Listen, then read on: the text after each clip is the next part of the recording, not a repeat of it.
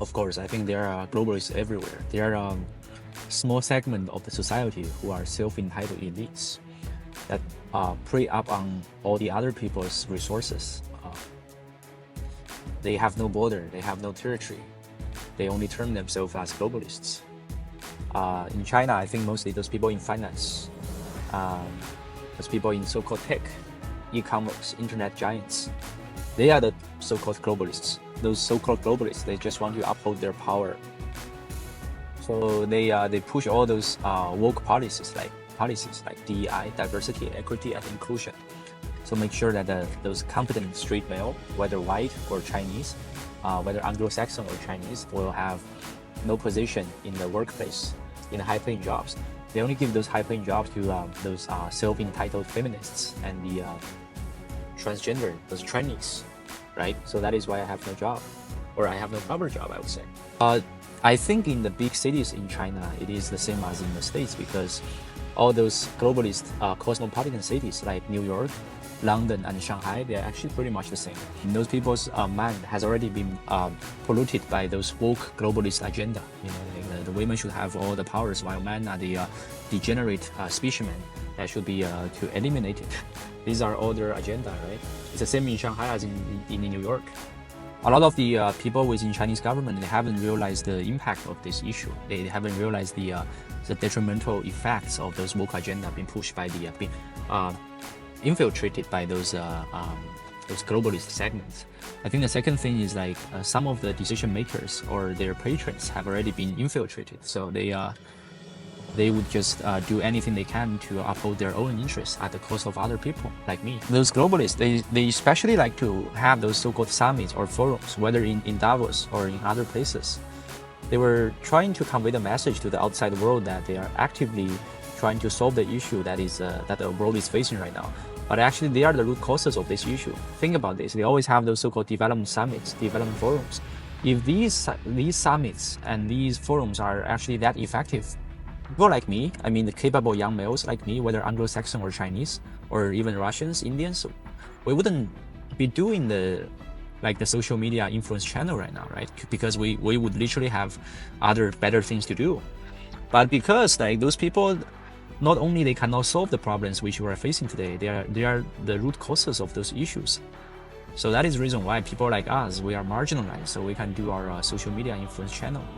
It's across all the social strata, all the way from those delivery people, those young males who can only get delivery a job and who get pissed on by those young women, and also these highly educated young Chinese males who cannot get a proper standing in the society because all those feminist and woke agendas, they all should get very pissed off. Only very few segment of those establishment, people who are manipulating the whole situation from behind. I mean, they are the ones who are laughing like from the back. But people like us, we are suffering every day, right? Every great man, great young man who possess the potential quality around the world, whether it be Anglo-Saxon, Chinese, Russians, Indians, Japanese, Koreans, we all have to organize together and to start this global movement against the old establishment who try to actively suppress us, suppress our voice, and even get rid of our identities, right? What they tell us in the workplace, they say women can do everything and men are just merely what? Like low specimen. This is not just racist. This is actually anti-human and genocidal towards young men. Core message of the movement is that fundamentally the issue which the world is facing right now is about the distribution of the resources. The resources is not being channeled into the needed places, and those commanding posts is not being given to those people who are capable, who are able to do the job, especially people like us. I mean the younger generations, the capable ones, not the one with mentally deranged ideology like woke LGBTQ plus or whatever. These establishment class, mostly old people, senior people, they are the root causes of such a mess the world is facing now. So they should just step aside and let people like us to take care of the issue. Otherwise, I think the consequence will be even more detrimental. It's like a snowball. It's a bubble. It's like the more you try to hold that bubble, the more you try to hold that snowball, when it explodes, the consequences will be only more fatal. There are a lot of people in the West have already been doing it. I've been following a lot of like great channels. One of them, What If Hist, very awesome, impressive informations. Very good channel. Among all the other ones, I think there's an Irish guy called Uber Yo-Yo, awesome as well. There's an American guy called, I think, Warrior Wisdom Warrior actually. Yeah, I think we are people like us, whether, as I said, whether Chinese or Anglo-Saxon young males, capable ones, we are amassing our own movement here under this whole neoliberal economy system, those postmodern economy system. The issue being there are like too many like so-called leaders that the whole system does not even know like who exactly is the leader. Don't you see? What we have today right now is actually the lack of leadership, the real leadership, not those managers who call themselves as leaders, those women leaders, or those LGBTQ training leaders. We don't need those leaders. We need real strong men. Donald J. Trump is one, JD Vance is one. We need more. Whether in the States or in China, in Russia, all those places, we need more actual strong leaders.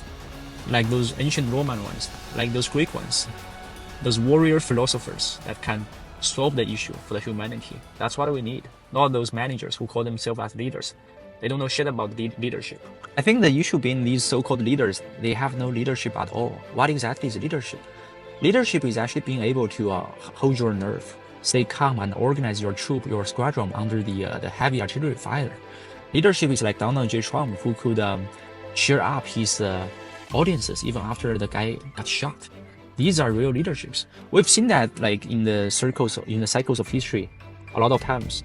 And mostly all these leadership are displayed by great men, not those trannies or feminists, not those woke people. So we need to redefine what exactly is a leadership. Looking at the leadership, you have to look at people like Spartans. You have to look at those Roman warriors. You have to look at the warriors throughout the dynasties in the Chinese history. Those great men who fought for their country, fought for their nation, who sacrificed for their communities, sacrificed for their brothers, their families. These are leaders, not those people sitting in the office and calling themselves manager and leader, right? They are not leaders at all. They are merely managers who have no human sentiments. I think these people, they're actually, fundamentally, they are anti-human, right? They should be eliminated from the earth because they don't belong there. They are not human beings. They're not human species. New era has to be born. So now, in order for the new order and new era to be born, just get rid of the old elites. And we will have more new leaders, actual leaders, to lead the world, moving together and moving forward. Only a small segment of the parasitic elites who prey on the society's general mass, whether from China or from the States, they will suffer. But for the rest of the people, our life is so far so good.